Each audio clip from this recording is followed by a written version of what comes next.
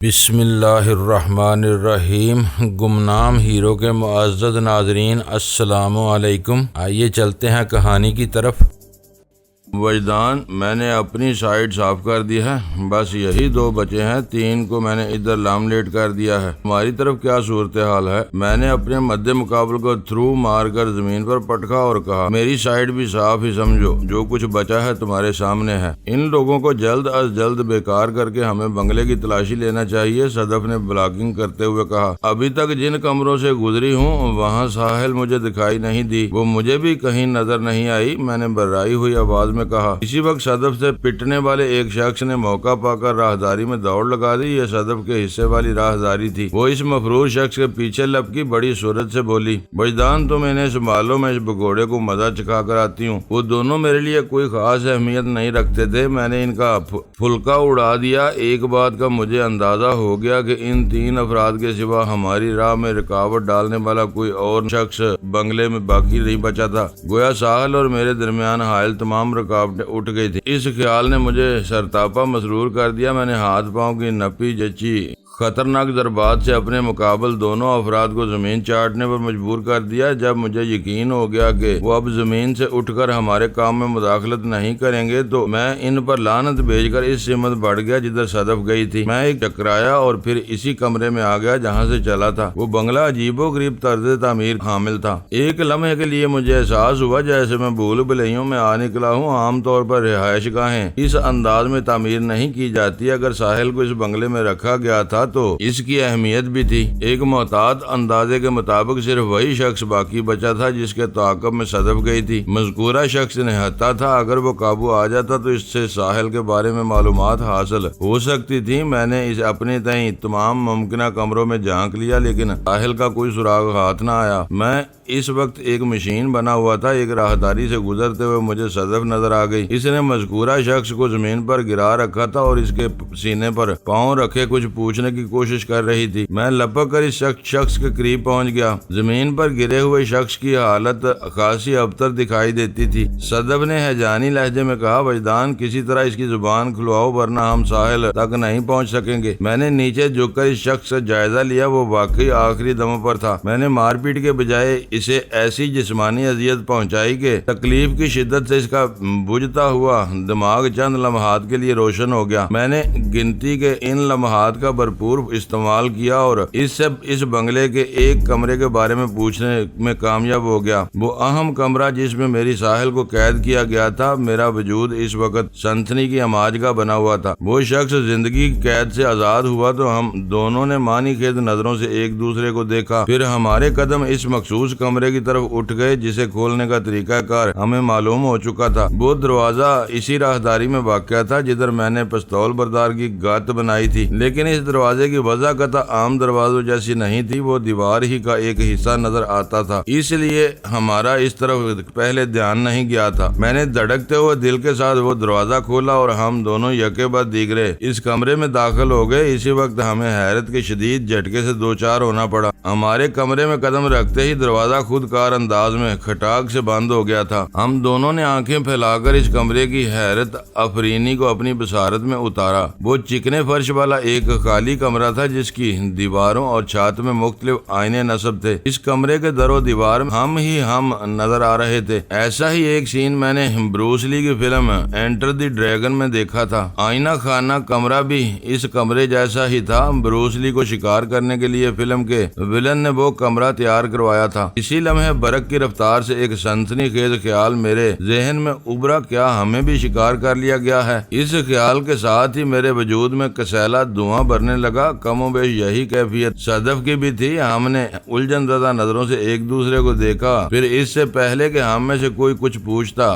کمرے میں ایک مانوس آواز ابھری۔ میں نے اس ابلیس صفت شخص کی آواز کو پہچان لیا۔ وہ کوئی اور نہیں بلکہ CFK کا روح رواں شعیب گوری تھا۔ وہ اپنی منحوس زبان سے مجھے مخاطب کرتے ہوئے کہہ رہا تھا، welcome and well done mister Wijdan. میں نے چاروں جانب نگاہ گھما کر آواز کے ماخذ کو کھوجنا چاہا لیکن مجھے کامیابی نہ ہوئی۔ اسی وقت شعیب غوری کی زہریلی آواز میری سماعت سے ٹکرائی۔ کوئی فائدہ نہیں وجدان، تم کچھ بھی تلاش نہیں کر سکو گے، میں تمہارے بہت قریب موجود ہوں اور تمہیں دیکھ سن رہا ہوں۔ تم اپنی تمام صلاحیتیں آزما ڈالو لیکن اس کمرے سے باہر نہیں نکل سکو گے۔ اگر یقین نہ آئے تو ٹرائی کر سکتے ہو۔ تم چاہتے کیا ہو؟ میں نے درستی سے کہا۔ بہت ہی خوبصورت سوال کیا تم نے، وہ اپنے مخصوص لہجے میں بولا۔ پیارے، میں جو چاہتا ہوں وہ بھی بتا دوں گا، پہلے ضروری کام تو نپٹا لوں۔ ضروری کام؟ میں نے بے ساختہ کہا اور صدف کی طرف دیکھا۔ ویری گڈ، شعیب غوری نے سراہنے والے انداز میں کہا۔ تم بڑی جلدی میری سوچ تک پہنچ گئے۔ میں نے جس ضروری کام کا ذکر کیا ہے اس کا تمہاری ساتھی سے گہرا تعلق ہے۔ بات ختم کرتے ہی اس نے بےہودہ انداز میں کہا لگایا، یہ کیا بکواس ہے؟ میں چیخ اٹھا۔ ساحل کہاں ہے؟ ساحل کو بھول جاؤ احمق، ڈوبنے والے ساحل کی تمنا ہی کر سکتے ہیں، ان کی یہ خواہش کبھی پوری نہیں ہوتی۔ میں تمہیں تمہاری اس پستہ قامت ساتھی کے ہمراہ شرمناکی کے سمندر میں ڈبونا چاہتا ہوں۔ اس کا اشارہ صدف کی طرف تھا۔ میں اس کے مقصد کی تہہ تک نہ پہنچ سکا، بے اختیار میرے منہ سے نکلا، پتہ نہیں تم کیا واہی تباہی بک رہے ہو، پتہ چل جائے گا، ابھی سب کچھ سامنے آ جائے گا۔ اس فاقی سے بولا۔ میں بات ختم کرتے ہی اس بند حیرت انگیز کمرے میں ایک مخصوص قسم کی گیس چھوڑنے والا ہوں۔ وہ گیس تمہارے سانسوں کے ساتھ پھیپھڑوں میں اترے گی، تم دونوں نیم گنودگی کے عالم میں پہنچ جاؤ گے، تمہارے جذبات میں طوفان اٹھیں گے، منہ زور اور بے لگام طوفان، تمہارے ذہنوں سے ہر تعلق، ہر رشتہ مٹ جائے گا، تم ایک دوسرے کو صرف ایک مرد اور عورت کی حیثیت سے دیکھو گے، تمہارے جذبات میں بلا کا ہیجان پیدا ہو چکا ہوگا، تم للچائی ہوئی بھوکی نظروں سے ایک دوسرے کو دیکھو گے، پھر تمہارے جبلی تقاضے منہ پھاڑ کر چیخنے لگیں گے۔ اور اس نے ذرا توقف کیا، پھر اسی شیطانی انداز میں بولا، میں تم دونوں کی کارکردگی کی زندہ مووی تیار کروں گا۔ سانپ کو کچلنے کے بعد اس کا زہر نکالا جاتا ہے، میں بھی تمہیں اس مووی کے ذریعے بانجھ بنا کر رکھ دوں گا، وجدان تمہاری ساری مردانگی اور پھرتی خاک میں مل جائے گی۔ بکواس بند کرو کتے، میں حلق کی پوری قوت سے داڑا۔ شعیب غوری کی آواز آنا بند ہو گئی، اس کے ساتھ ہی میں نے کمرے کے اندر ایک عجیب سی بو محسوس کی۔ صدف بھی وہ بو سونگ چکی، اس نے وحشت بھری نظر سے مجھے دیکھا، میں سٹ پٹا کر رہ گیا۔ میں نے پوری قوت سے ایک دیوار پر پنچ مارا، دیوار میں نصب آئینہ چٹک گیا، اس کے ساتھ ہی آئینے میں ابھرنے والا میرا عکس بھی بگڑ گیا۔ میں نے پلٹ کر بڑی تشویش سے صدف کا جائزہ لیا، اس کے چہرے پر نظر نہ ٹکا سکا، میں نے نگاہ جھکا لی۔ وہ مخصوص بو لمحہ بے لمحہ بڑھتی جا رہی تھی۔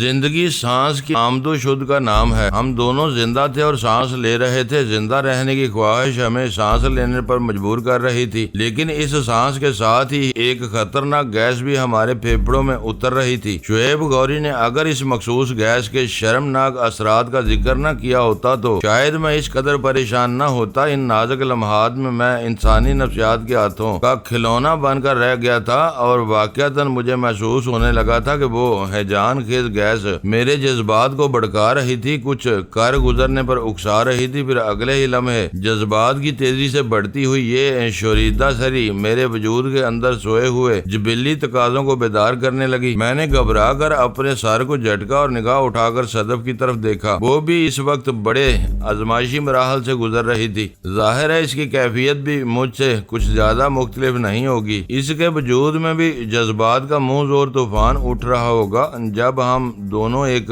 ایسی فضا میں سانس لے رہے تھے تو پھر ہمارے احساسات کا دائرہ دو رخ کیسے ہو سکتا تھا؟ ہم ایک ہی سمت میں بہ رہے تھے۔ صدف نے آنکھیں بند کر رکھی تھی اور اس کے دونوں ہاتھ سر پر تھے۔ مجھے یہ سمجھنے میں دیر نہ لگی کہ وہ اپنے اندرون سے خاموش جنگ لڑ رہی تھی، اپنے خون میں پیدا ہونے والے اشتعال کو تھپک تھپک کر سلا رہی تھی۔ وہ مجھے بہت اچھی لگی اور اچانک میرے دل میں خواہش جاگی کہ آگے بڑھ کر اب اسے اپنی آغوش میں بھر لوں۔ وہ میرا اٹوٹ انگ نظر آ رہی تھی جس کے سنگ لگ کر میں اپنی تکمیل کر سکتا تھا۔ پتہ نہیں وہ کیسی جادوئی گیس تھی جو ہر گزرتے لمحے کے ساتھ میری خواہش کو مہمیز کر رہی تھی۔ پھر مجھے خود پر اختیار نہ رہا اور میرے قدم خود بخود صدف کی جانب اٹھنے لگے۔ ہمارے درمیان بمشکل 5 فٹ کا فاصلہ رہا ہوگا جسے 2 سیکنڈ میں پاٹا جا سکتا تھا، لیکن ان ہیجانی لمحات میں مجھے وہ 2 سیکنڈ 2 صدیوں سے زیادہ طویل نظر آ رہے تھے۔ میں نے ایک قدم بڑھایا ہی تھا کہ بے بسی کے احساس نے مجھے ہوش سے بیگانہ کر دیا۔ اگلے ہی لمحے میں کمان سے نکلے ہوئے تیر کے مانند دونوں بازو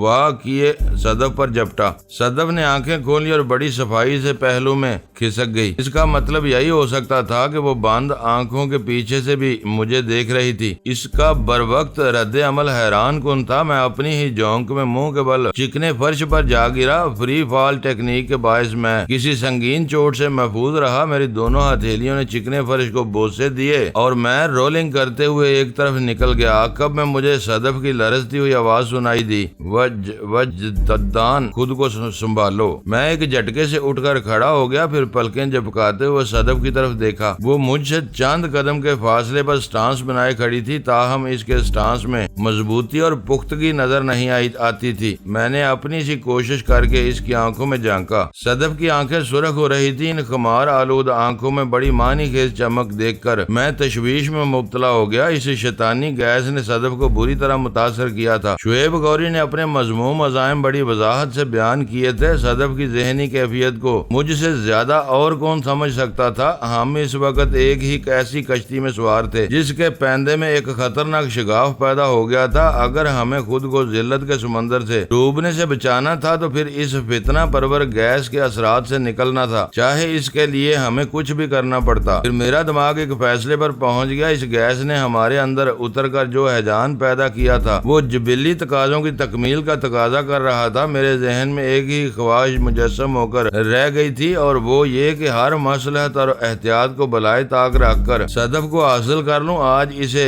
اس کا نہ رہنے دوں، اس کا سب کچھ میرا ہو جائے۔ اسی قسم کا شیطانی انتشار صدف کے ذہن میں بھی پیدا ہو رہا تھا۔ مرد کی بنسبت عورت زیادہ ظرف اور برداشت کی مالک ہوتی ہے۔ وہ اپنے منہ اور جذبات کو زیادہ بہتر انداز میں لگام ڈالنا جانتی ہے۔ صدف بھی خود پر قابو پانے کی کوشش کر رہی تھی اور اس کوشش میں وہ گویا پل صراط سے گزر رہی تھی۔ میری سمجھ میں فوری طور پر یہی آیا کہ اس ہیجانی انتشار سے بچنے کے لیے ہمیں کسی اور مصروفیت میں غرق ہو جانا چاہیے، اور دو فائٹرز کے لیے دنیا کی بہترین تفریح مصروفیت فائٹ ہی ہو سکتی ہے۔ اس خیال کے ساتھ ہی میں نے اپنی جگہ سے پرواز کی اور صدف کو ایک فلائنگ کک مارنے کی کوشش کی۔ کوشش اس لیے کہ مجھے اپنے مقصد میں کامیابی نہ ہوئی۔ میری کک وہ ایکوریسی نہیں تھی جو میرا خاصا رہی ہے۔ یہ کسی نشے میں ڈوبے ہوئے شخص کا عدم دلچسپی سے معمور حملہ تھا۔ صدف بے آسانی ایک جانب ہٹ کر میرے حملے سے محفوظ ہو گئی۔ اس کے ساتھ ہی وہ میرے ذہن تک پہنچ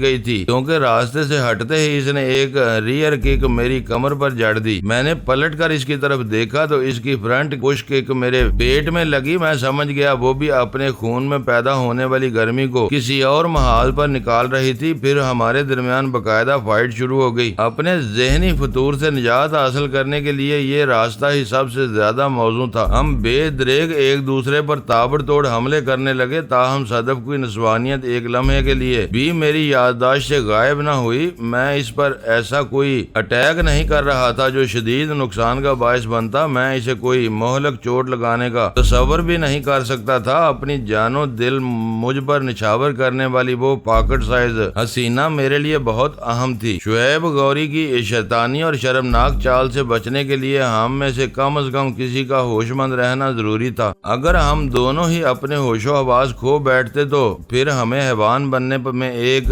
لمحے کی تاخیر نہ ہوتی۔ ہم اس بند آئینہ خانے میں ایک ایسے گنونے کھیل کے دو کردار بن کر رہ جاتے جس کے نتائج ہماری گردنوں کو زندگی بھر کے لیے جھکا کر رکھ دیتے۔ ہم دونوں ایک دوسرے پر بھرپور حملے کر رہے تھے۔ صدف کے ہاتھ پاؤں کسی مشین کے مانند کام کر رہے تھے، مگر اس مشین کے موڈ کو شعیب کی سازشی چال نے سلو پر ایڈجسٹ کر دیا تھا۔ ہماری وہ فائٹ کسی فلم کا سلو موشن نظر آتی تھی۔ وہ خبیث ابن خبیث کسی دوسرے کمرے میں بیٹھا بے غور ہمیں واچ کر رہا تھا۔ اب تک ہم نے اس کے مذموم عزائم کی تکمیل کے لیے ایک بھی لغزش قدم نہیں اٹھایا تھا۔ میں یہ سوچ کر خوش ہو گیا کہ شعیب کو ہمارے ایکٹ سے سخت مایوسی ہو رہی ہوگی۔ اگلے ہی لمحے مجھے محسوس ہوا میری ہمت جواب دے رہی ہے۔ میں نے اپنی جبلی خواہش کے آگے مار داڑ کا جو باندھ رکھا تھا اس میں شگاف نمودار ہونا شروع ہو گئے۔ شاید یہ اس سفلی گیس کے مسلسل اثرات کا نتیجہ تھا کہ میں اپنے اندرونی ہیجان کے آگے بے بس نظر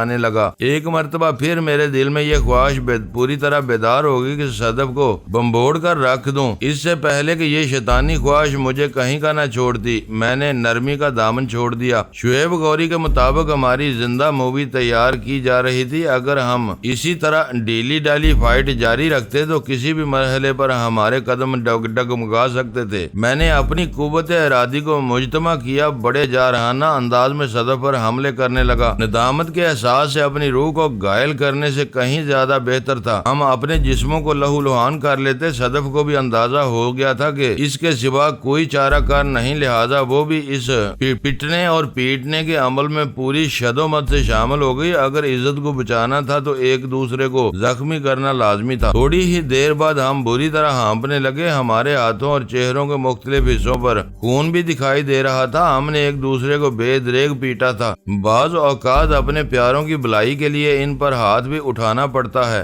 اس نامراد گیس نے ہمارے خون میں شامل ہو کر جو سرکشی پیدا کی تھی، اس کے جوش میں ہم نے اچھی خاصی مار کا آرائی کر لی، لیکن اب ہمارے بدن تھکن سے چور ہو گئے تھے۔ مزید مقابلے کی ہم میں ہمت باقی نہیں رہی تھی۔ اسی لمحے ایک تشویشناک احساس نے مجھے اپنی لپیٹ میں لے لیا۔ صدف بھی پریشان نظر سے مجھے تکنے لگی۔ ہمارے جسم تھک گئے تھے، تاہم کمرے کی فضا میں موجود اس گیس میں کوئی کمی واقع نہیں ہوئی تھی، اور سب سے خطرناک بات یہ تھی کہ ان تکان زدہ لمحات میں وہ نشیلی گیس ہمیں زیادہ آسانی سے شکار کر سکتی تھی۔ دوسرے ہی لمحے میرے ان خوفناک خیالات کی تصدیق ہو گئی۔ صدف یک ٹک بڑی معنی خیز نظر سے مجھے دیکھے جا رہی تھی۔ اس کی آنکھوں میں زمانے بھر کا نشہ اتر آیا تھا۔ ایک لمحے کے لیے مجھے یوں محسوس ہوا اگر میں اس کے سامنے سے نہ ہٹا تو وہ بھوکی شیرنی کے مانند مجھ پر جھپٹ پڑے گی۔ میں نے اشترا دینے کے بارے میں سوچا، لیکن میری یہ سوچ ہی رہی، عمل کی صورت اختیار نہ کر سکی، کیونکہ اس وقت جس عمل کے بارے میں بڑی سنجیدگی سے سوچ رہا تھا وہ کسی بھی حفاظتی رد عمل کی اجازت نہیں دیتا تھا۔ اس منحوس گیس کے بعد اثرات نے ہمیں حیوانیت کے دائرے میں دھکیل دیا تھا۔ میں نے سر جھٹک کر ان شرمناک خیالات کو اپنے ذہن سے بھگانے کی کوشش کی، لیکن میرے یہ کوشش بے سود رہی۔ اس وقت جبلی تقاضے حلق کے بال چنگاڑ رہے تھے۔ بے بسی کے احساس کو فراموش کر کے میں صدف پر جھپٹ پڑا۔ وہ بڑی معنی خیز مدافعت پیش کرنے لگی ہے۔ جان انگیز گیس نے اس کے جذبات کو بھی برانگیختہ کر رکھا تھا۔ اس معنی خیز مدافعت میں بڑا جارحانہ پن تھا۔ لگتا تھا وہ مدافعت نہ ہو بلکہ ایک قسم کی ظالمانہ خود سپردگی ہو۔ ہم حیرت آفرین کمرے کے چکنے فرش پر ایک دوسرے سے گتھم گتھا تھے اور دو وحشی جانوروں کی طرح بمبوڑ کر ایک دوسرے کو چت کرنے کی کوشش کر رہے تھے۔ ہمارے ذہن سے شرافت اور انسانیت اٹھ گئی تھی، جس کی جگہ وحشت اور درندگی نے لے لی تھی۔ اگر ہم اپنے حواس میں ہوتے تو اپنے اس ایکٹ پر شرم سے پانی پانی ہو جاتے۔ اس بیرن گیس نے ہمیں فلک سے توڑ کر کمرے مذلت میں لا پٹکا تھا۔ فرزانگی اور دیوانگی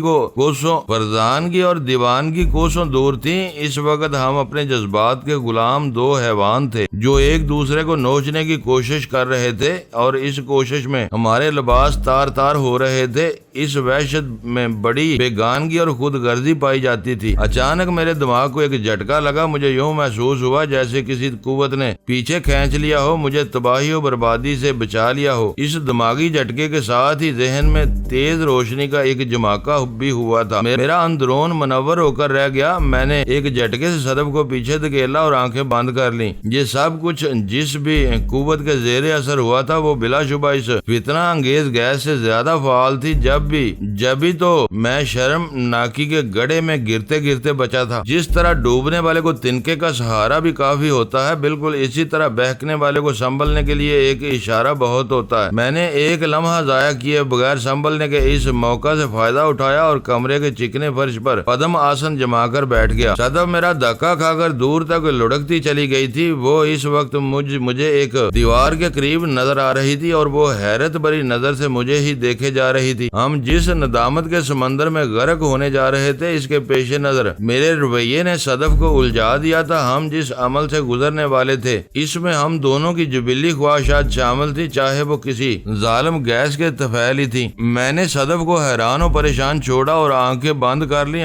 بند آنکھوں کے پیچھے روشنی کا ایک اور جھماکہ ہوا اور میری باطنی آنکھ آنکھ آگ کے ایک گولے پر ٹک گئی۔ وہ گولا روشنی اور حرارت کا منبع سورج تھا۔ گویا میں اندرونی آنکھ سے شمس بینی کر رہا تھا۔ پھر بند آنکھوں کے عقب میں ایک کھلا ہوا منظر طلوع ہونے لگا۔ تصور اور تخیل کندھے سے کندھا ملا کر بازی گری میں مصروف ہو گئے تھے۔ میں نے خود کو پہاڑی کی ایک چوٹی پر بیٹھے پایا۔ میری نگاہ کے سامنے ایک دوسرے پہاڑ کے اوپر وہ گولا موجود تھا جس پر میری نظر جمی ہوئی تھی۔ میں نے اپنے احساسات کی قوت سے اس منظر کو پہچان لیا۔ وہ شاولن ٹیمپل کا بیرونی علاقہ تھا۔ پھر مجھے یاد آنے لگا اپنی تربیت کے دوران میں اس پہاڑی پر بیٹھ کر شمس بینی کیا کرتا تھا۔ میرے دادا استاد ماسٹر ہینگ پائی چی کی بیداری کے لیے مجھے اسی پہاڑی پر لے آتے تھے۔ مخصوص مشقوں کے اختتام پر وہ مجھے شمس بینی کا درس دیتے۔ ماسٹر کے مطابق ابھرتے ہوئے سورج کو دیکھنا بہت مفید تھا۔ ارتکاز توجہ کے لیے یہ ایک عمدہ مشق ہے۔ ان لمحات میں مجھے ارتکاز کی اشد ضرورت تھی۔ اگر میں اپنے دھیان کو ایک نقطے پر مرکوز کرنے میں کامیاب ہو جاتا تو وہ شاعر انگیز میرا کچھ نہیں بگاڑ سکتی تھی۔ میرا کچھ نہیں بگاڑنے کا مطلب تھا ہم دونوں کا ایک بال بھی بانکا نہیں کر سکتی تھی۔ ہم دونوں میں سے کوئی ایک بھی سنبھل جاتا تو شعیب گوری کی وہ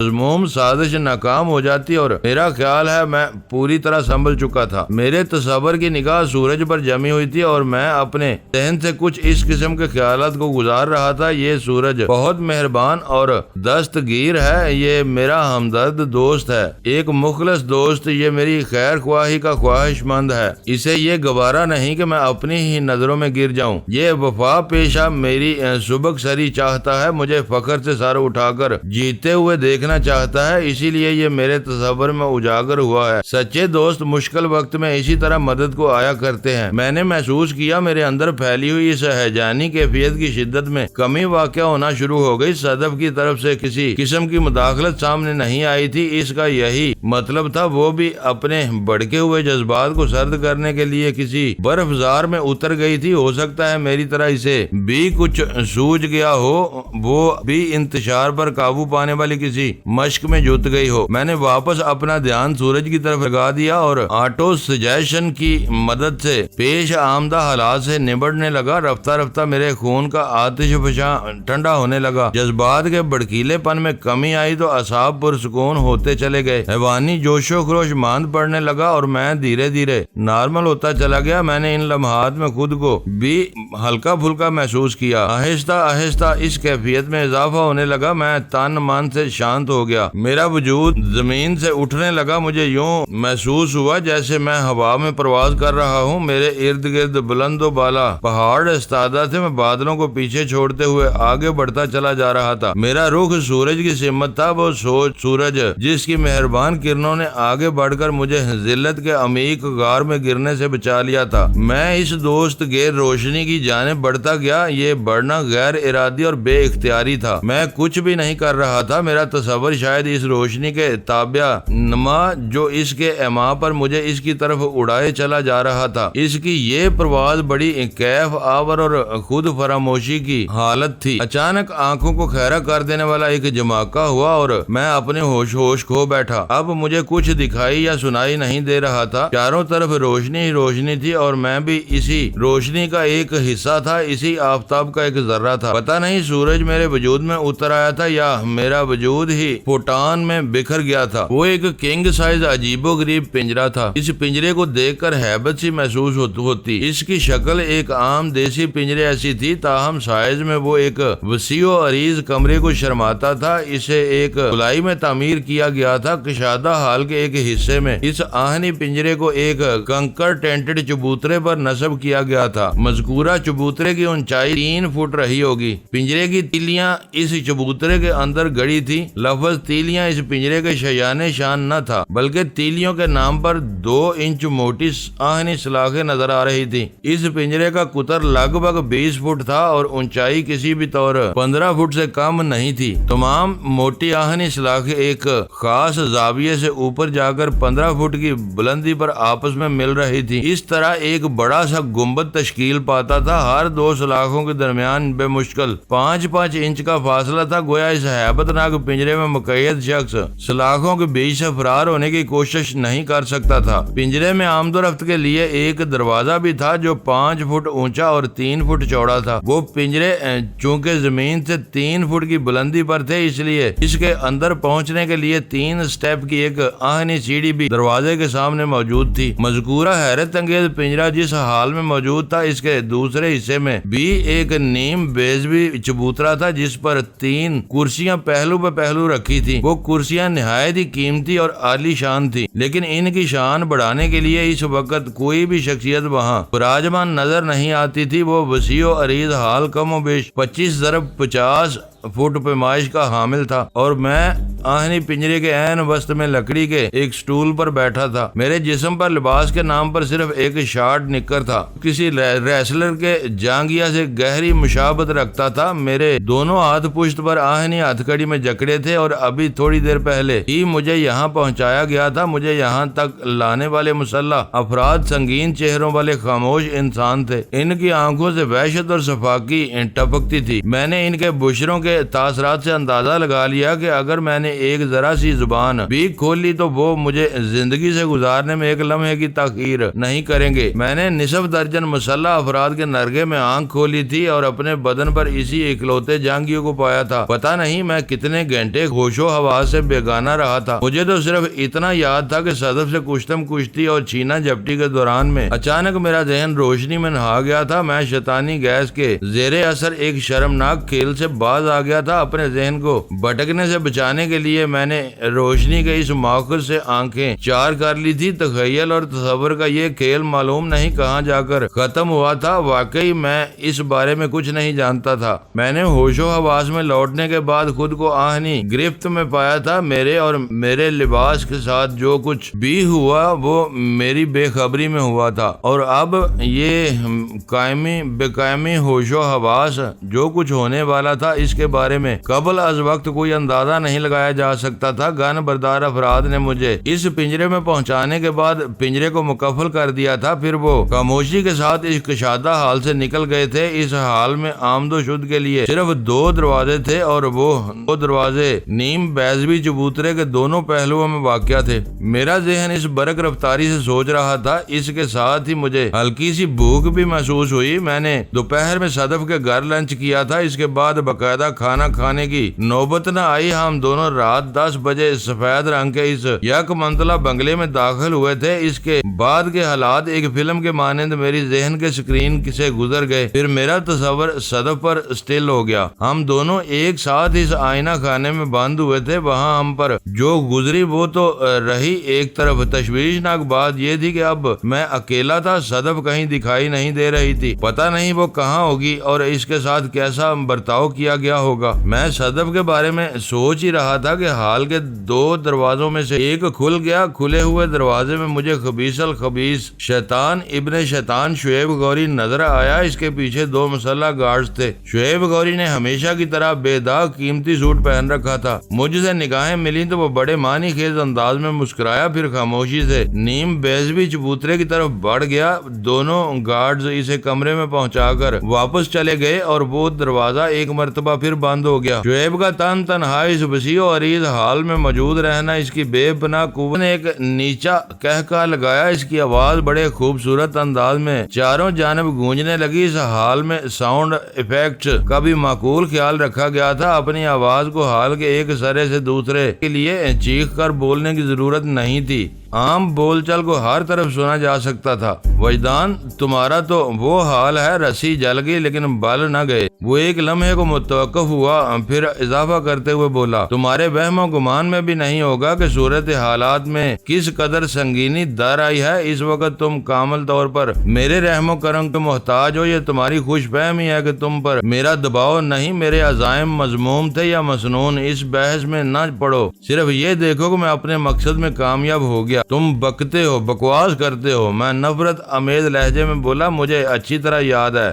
تمہیں کچھ بھی یاد نہیں۔ وہ قطع کلامی کرتے ہوئے اپنی مخصوص بھاری بھرکم آواز میں بولا، تم اور تمہاری وہ پستہ قامت ساتھی اس مخصوص گیس کے زیر اثر تھے۔ تمہیں کچھ یاد نہیں تھا، کچھ دھیان نہیں تھا۔ تم لوگوں کا دھیان تو بس ایک ہی نقطے پر مرکوز تھا کہ اپنے جذبات کا غبار نکالنا ہے، اپنے جبلی تقاضوں کو پورا کرنا ہے۔ تم تو اپنے گرد و پیش سے بیگانہ صرف اور صرف ایک ہی مہم پر کمر بستہ تھے، لیکن اس نے بڑے ڈرامائی انداز میں بات ادھوری چھوڑ دی اور کھوجتی ہوئی نظر سے مجھے دیکھنے لگا۔ میں خاموش رہا تو اس نے بات مکمل کر دی، لیکن کیمرے کی آنکھ بیگانہ اور بے خبر نہیں ہوتی۔ آج کل تو ڈیجیٹل ٹیکنالوجی اور زوم لینس کا زمانہ ہے، حساس کیمرے سارا کچا چٹھا کھول کر رکھ دیتے ہیں۔ میں نے کہا تھا نا، سانپ کو کیلنے کے بعد اس کا زہر نکال دیا جاتا ہے۔ میں نہ صرف تمہیں کیل چکا ہوں بلکہ میں نے تمہارا سارا زہر بھی نکال دیا ہے۔ اب تمہاری حیثیت ایک حقیر کیچوے سے زیادہ نہیں۔ تمہارے اعمال کا جو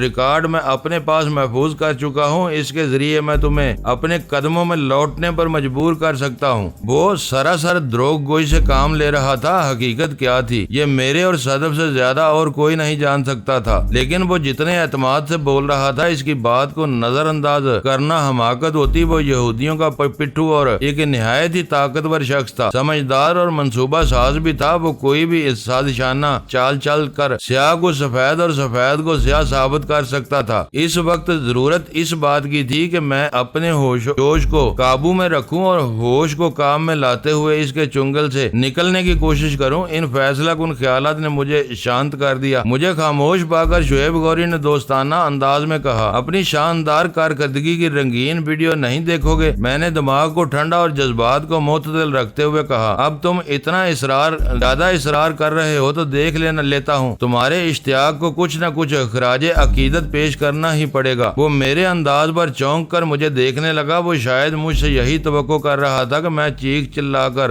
اسے برا بھلا کہوں گا۔ میں نے اس کی توقع کا جنازہ نکال دیا تو وہ معاندانہ نگاہ سے مجھے گھورتے ہوئے اپنی جگہ سے اٹھا اور ہال کی ایک دیوار کی طرف بڑھ گیا۔ مذکورہ دیوار کے ساتھ ایک ٹرالی پر بڑے اسکرین والا ٹی وی موجود تھا۔ دیوار شعیب کے دائیں اور میرے بائیں ہاتھ پر تھی۔ وہ ٹی وی ٹرالی کے نزدیک پہنچا، پھر اس کے دونوں ہاتھ وہاں رکھے ٹی وی اور ویڈیو سے مصروف ہو گئے۔ تھوڑی دیر بعد وہ دوبارہ اپنی کرسی پر موجود تھا۔ اس وقت شعیب کے ہاتھوں میں مجھے ایک ریموٹ کنٹرول بھی نظر آیا۔ وہ چند لمحات تک ریموٹ کنٹرول کے ذریعے ریوائنڈ فارورڈ کھیلتا رہا، پھر پلے کا بٹن دبانے کے بعد اطمینان سے ٹیک لگا کر بیٹھ گیا۔ میری تشویش بری چکنا نظر ٹی وی اسکرین پر جم گئی۔ اس کنگ سائز اسکرین پر کوئی بہت بڑا انکشاف ہونے جا رہا تھا۔ شعیب کا دعویٰ کسی خوفناک طوفان سے کم نہیں تھا۔ میرے دیکھتے ہی دیکھتے ٹی وی اسکرین روشن ہوا اور وہاں اسی کمرے کا منظر اجاگر ہوا جہاں میں اور صدف شکار کیے گئے تھے۔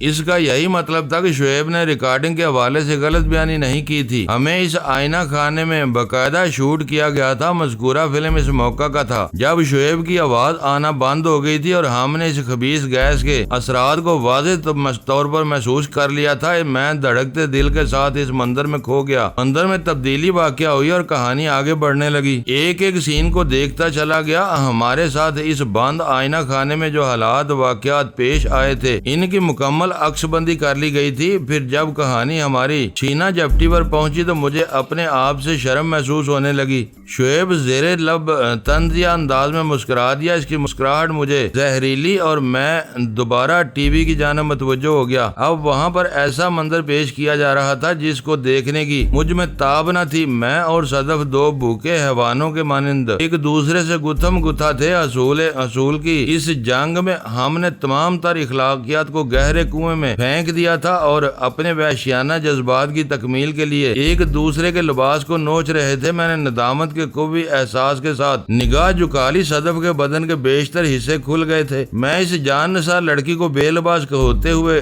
کیسے دیکھ سکتا تھا؟ اسی لمحے میری سماعت سے شعیب کی شیطانی آواز تصادم ہوئی، وجدان میں تو تمہیں بہت بہادر سمجھتا تھا، تم تو بالکل بودھے ثابت ہو رہے ہو۔ چچ چچ چچ۔ میں نے کن آنکھوں سے ٹی وی کی طرف دیکھا۔ شعیب نے ویڈیو کو سٹیل کر دیا تھا اور وہ آخری شرمناک منظر اسکرین پر مجسم ہو کر رہ گیا۔ اگلے ہی لمحے میں شعیب کی آنکھوں میں گھورنے لگا۔ میں نے بپرے ہوئے لہجے میں کہا، شعیب میرے لیے یہ کوئی حیرت کی بات نہیں۔ مجھے یہ بات اچھی طرح معلوم ہو چکی ہے کہ تم اس سے بھی زیادہ ذلیل اور کمینے ہو۔ میں تم سے ہر گھٹیا حرکت کی توقع رکھتا ہوں۔ وہ ہونٹ بینچ کر بڑی کینہ توز نظر سے مجھے دیکھنے لگا، پھر بولا، لگتا ہے فلم بندی تمہیں پسند نہیں آئی۔ میں تو سوچ رہا تھا تم میری کارکردگی کو سراہو گے۔ یہ شیطانی کارکردگی تمہاری ناکامیابی اور شکست کا بین ثبوت ہے۔ وہ کیسے بھائی؟ اس نے چشمے کے عقب سے آنکھیں سکیڑ کر مجھے دیکھا۔ میں نے کہا، تم نے تھوڑی دیر پہلے جو دعویٰ کیا تھا یہ فلم اس کی نفی کرتی ہے۔ تم اپنے مذموم عزائم کو پورا نہیں کر سکے۔ اس فلم سے تم مجھے اپنے دباؤ میں نہیں لے سکتے۔ کن خوش فہمیوں کی نگری میں گھوم رہے ہو احمق؟ وہ حقارت حقارت امیز لہجے میں بولا، کیا کہنا چاہتے ہو؟ میں الجھ کر رہ گیا۔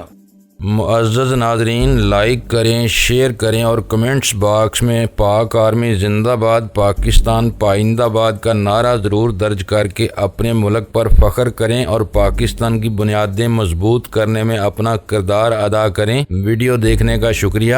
معزز ناظرین، اپنا خیال رکھیے گا اور ہمارے چینل کا بھی۔ ISI پاک آرمی زندہ باد، پاکستان پائندہ باد۔